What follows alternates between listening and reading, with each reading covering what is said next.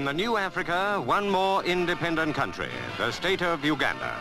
At Entebbe Airport, Prime Minister Milton Obote and His Highness the Kabaka wait to greet the Britannia, which brings the Duke of Kent to represent the Queen at the independence celebration. And with the Duke, of course, his beautiful young Duchess. Lady Coots, wife of the Governor, greets the Duchess while the Duke shakes hands with the Kabaka. A formal occasion, but more than that, because Uganda is gaining its freedom without bitterness, at its own request, becoming an immediate member of the Commonwealth. So the traditional gestures have a real meaning of friendship.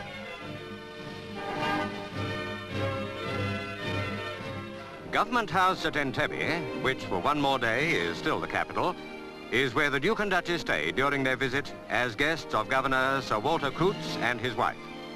After tomorrow, Kampala is the capital. This afternoon, the crowds are gathering at Entebbe Harbour for one of the big events of the day, a canoe regatta. Canoes from all along the coast and islands of Lake Victoria take part. Victoria, the third largest lake in the world, and the other lakes and rivers that connect with it, are the lifeblood of Uganda and of the 28 tribes that make up its people.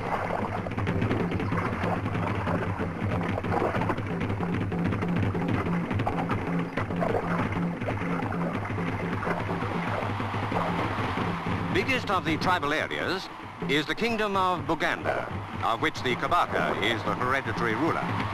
And these shores are in its territory. But in the crowd celebrating the independence that will be theirs at midnight tomorrow, you will find members of all the 28 tribes. For one of the first aims of the new state has been proclaimed as a commonwealth of interests, overriding old tribal divisions.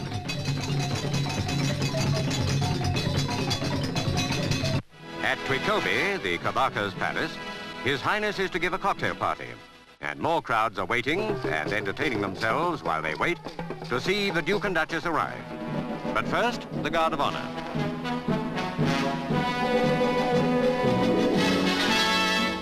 That salute, by the way, is a traditional sign of loyalty to the Kabaka by his followers. The Kabaka himself arrives, a ruler whose dynasty and kingdom were thriving long before the first European explorers came. The present Kabaka is His Highness Sir Edward William Frederick David Walungembe Mutebi Luangula Mutesa II, who now welcomes the Duke and Duchess.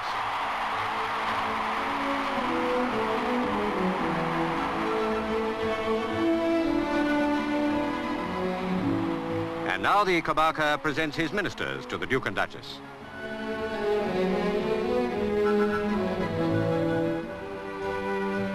Even at a cocktail party, a certain amount of formality is inevitable. But the crowds in the streets have no such inhibitions. They've got a new independence to celebrate, and they celebrate it, pausing to greet their visitors as they go by.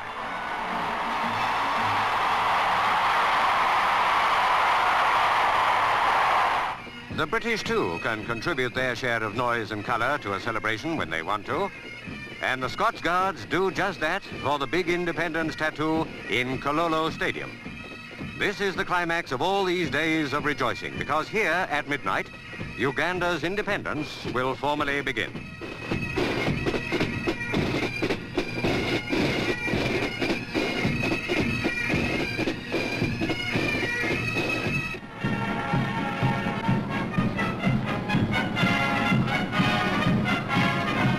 At midnight, Sergeant Major Sidney Small of Birmingham lowers the Union Jack that has flown in Uganda for nearly 70 years.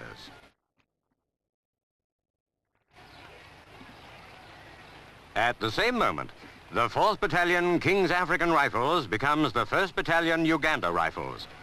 And to replace the Union Jack, the black, gold and red flag of the new young state, Uganda is born again, free and independent.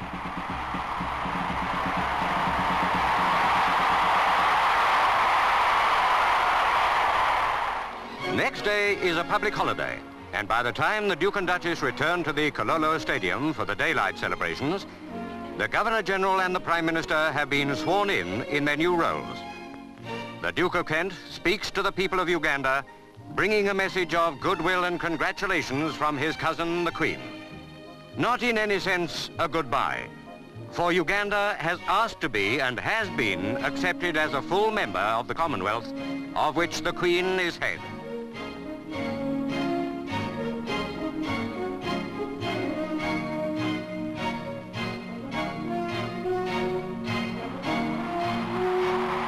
Next morning, the Duke and Duchess arrive at Parliament House for the state opening of Parliament.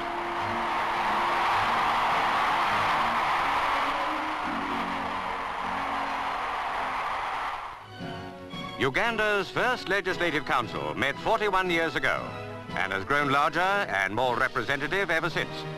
From now on, its power is supreme. Good luck to a new country, a new member of the Commonwealth, a new member of the growing community of African peoples. Britain has come a long way with you and wishes you well.